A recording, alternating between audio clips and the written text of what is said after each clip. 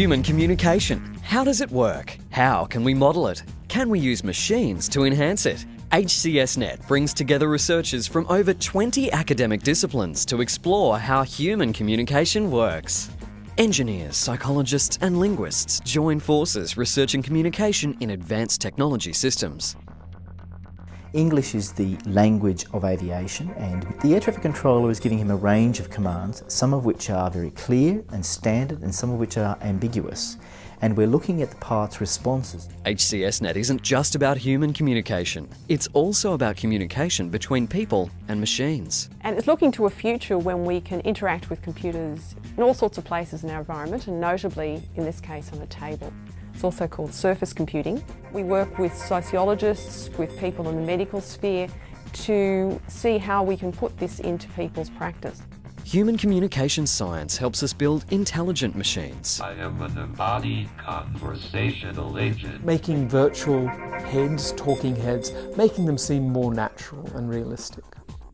Students and faculty come together to discuss breakthroughs that will impact our working lives. It's all about moving from keyword search, which we have now, into something that's richer. HCSNet also encompasses sonics, communication through sound and music. We're now very interested in how the player interacts with the instrument. You'll see a saxophone that looks sort of normal, but inside the mouthpiece there's a tube that leads from the player's vocal tract out to our source of sound. We research communication difficulties such as specific language impairment or SLI. The difficulty that some children have in acquiring language, and we'd like to study this in very young children. So if we get a picture of what the brain normally does in children who are normally developing, when they listen to these kinds of sentences, we can then do just the same thing with SLI children and get a much clearer picture of the brain differences between the SLI children and the normal children. We can only understand human communication if we bring all these viewpoints together. And that's what HCSNet does. Be part of it at HCSNet SummerFest in Sydney this December.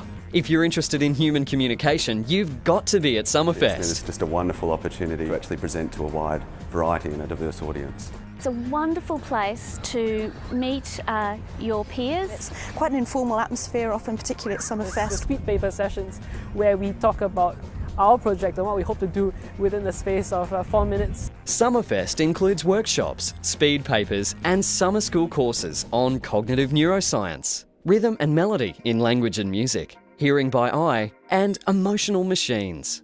SummerFest is free for undergraduates. To join HCSNet and find out about SummerFest, visit the website.